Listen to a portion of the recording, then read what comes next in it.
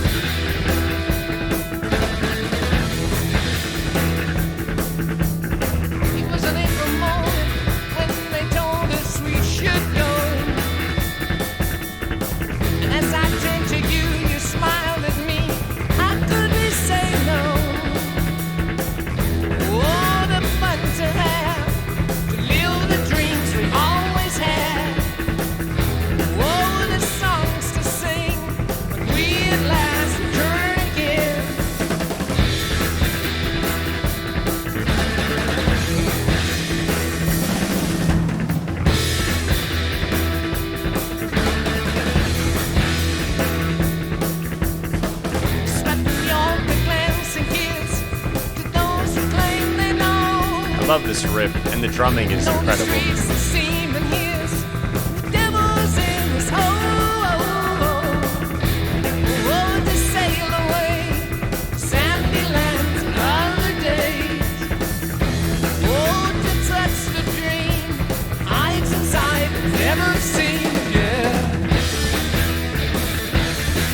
Oh, let's go.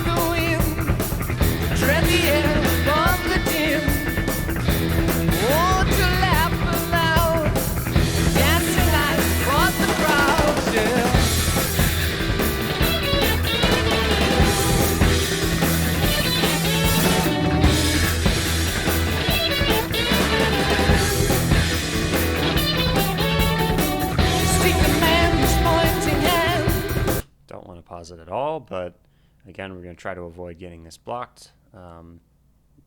Absolutely love it so far. It's like a jam track so far.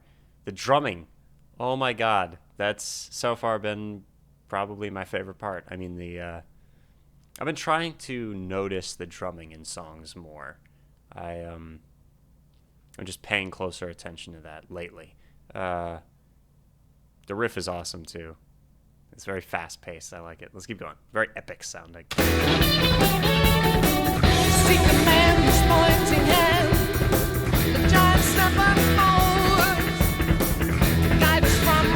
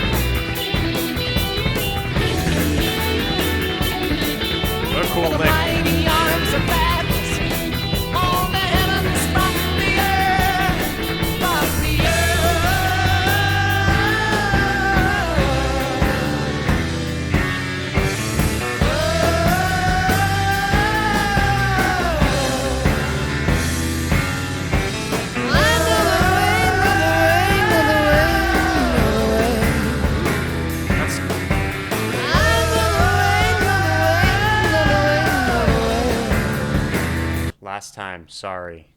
Bringing it back. Interesting. Did his voice get closer, or like in the mix? Did it get? It sounds like he's right next to me now, or before it did not. It's interesting. I like it. That was a really cool effect. Assuming that I heard that correctly. Um, yeah, this is a remaster. Obviously, as you can see from the title. I'm not sure which. There was like 5 different remasters. This was the one with the most views and a bunch of likes and stuff, so I just assumed that this would be correct. Um, just wanted to let you guys know I don't know which one's the right one. This was the link I think that I was sent to, so you know. Yeah. Anyway, all right, let's keep going. Let's keep going. I love it so far. Such a, like I said, epic. That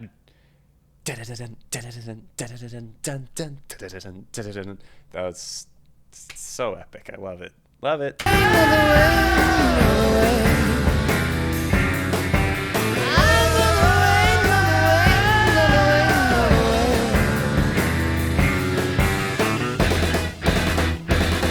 As I was saying, speak of the devil.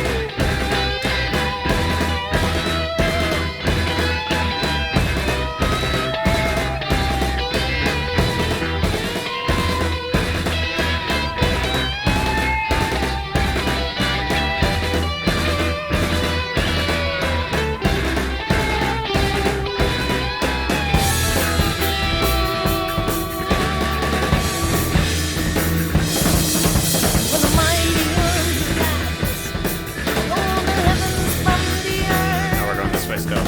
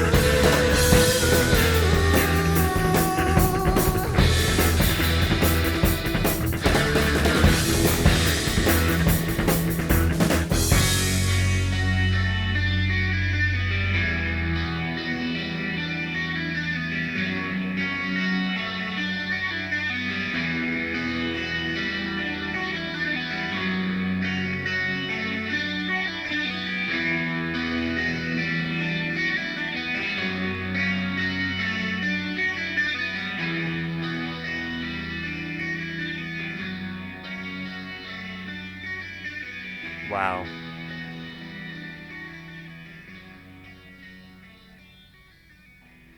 That's one I'll be listening to again. That was incredible. Wow. Yeah, that's jam. That's a jam track, in my opinion. That's what it feels like to me. That was fun. Thank you so much to the people who recommended this. I can't believe I've never heard this. I love Led Zeppelin. They're one of my favorite groups. And I'm freaking not subscribed to them. Holy. Okay. Well, now I am.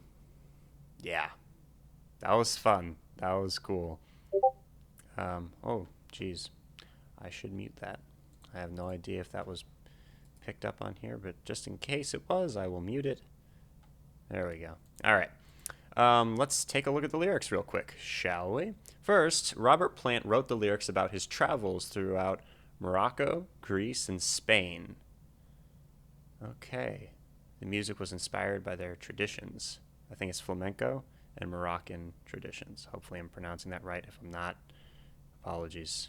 The Greek mythology title refers to how Plant had a broken ankle, the Achilles heel, and was afraid of not being able to stand again.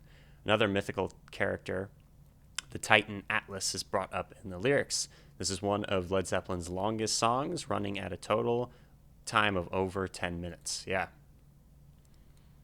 That's the way I like songs. All right.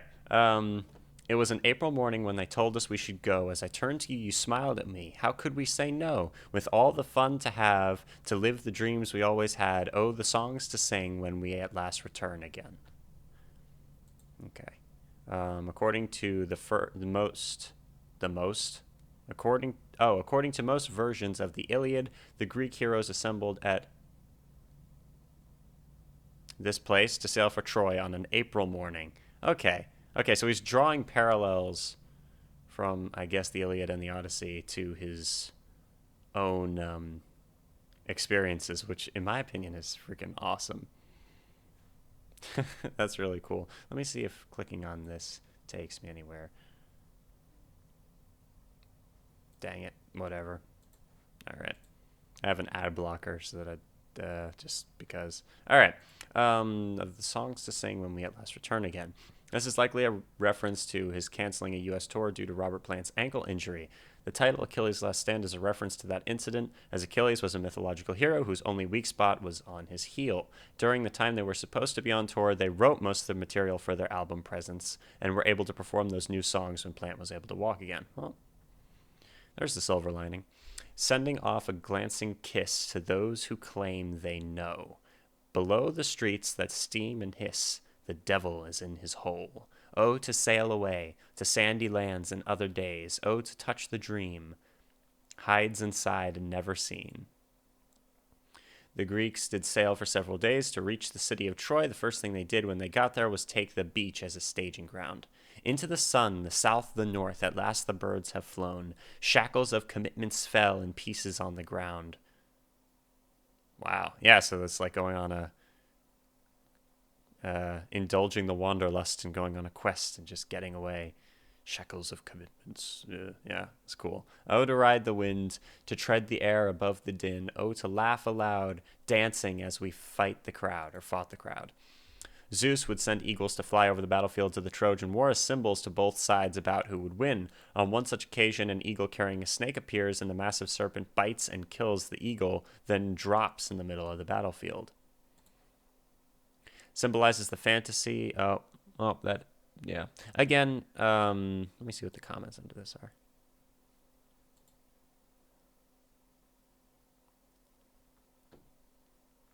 If the lyrics are referring to a canceled U.S. tour, that might be the commitment indicated that was broken. The shackles of commitment are representation of one occasion amidst the Trojan War in which Zeus sent a sign of who would win the battle. Okay.